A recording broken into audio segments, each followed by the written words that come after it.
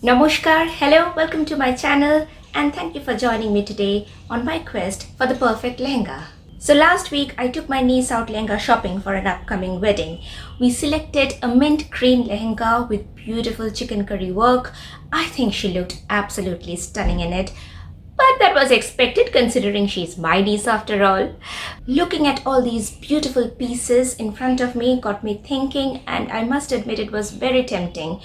But to be honest, there's not much use for these lehengas for me. They all had such elaborate work. They were extremely heavy. They had elaborate frills or net inserts called can-cans inside them to add to the flow or the bulk of the skirt.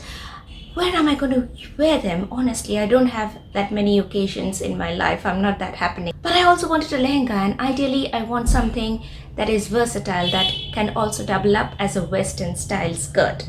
None of the shops we visited had anything that fit my criteria, so I decided to design one myself.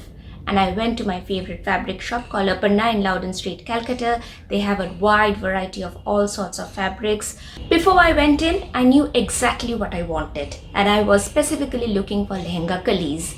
Now, what is a lehenga kali?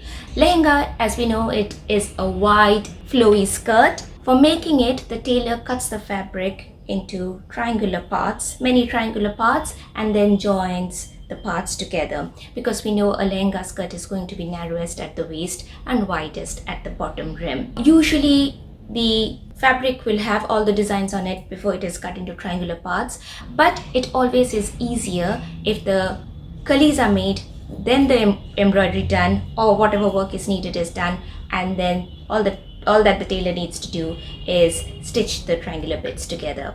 I did know that many fabric shops nowadays are selling lehenga kalis separately, and that is specifically what I was looking for. So I went in and asked for kalis, and he showed me quite a few, all of them on chiffon, all of them pastel colors, which is the fashion nowadays, to be fair, and all of them having machine chicken curry work. Now, the one that I selected is this one in baby pink. Pink is my favorite color, but in spite of it, I have so few pink dresses.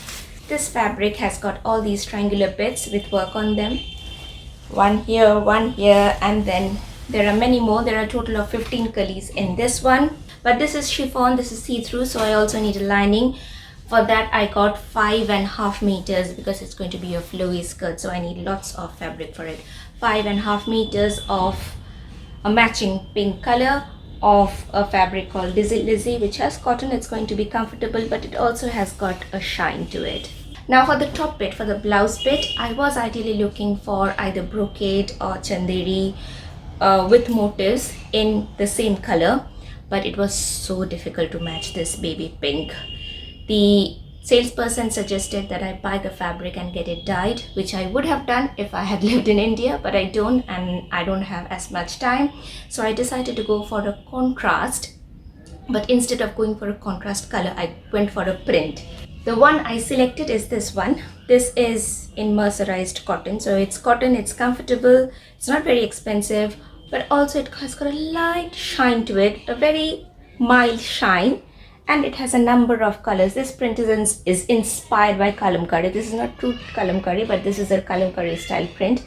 But it has, these flowers have that pink color, which is going to match with the pink of my lehenga. I haven't planned what kind of exact blouse design I want, but I am certain that I want the front to have a V-neck, probably a closed back, or maybe some little kind of design, and I want it to go up to my elbows.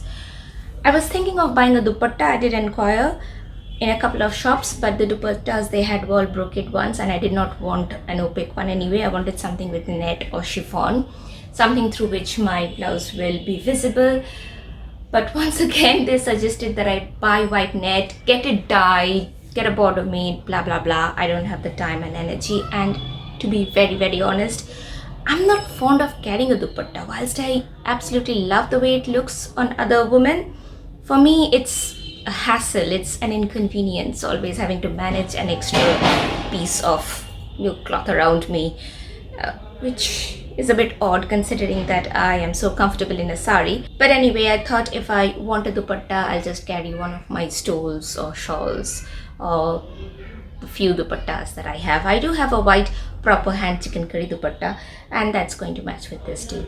So I'm going to go to my tailor and I'm going to get it tailored now, and I'll see you back when the item is finished.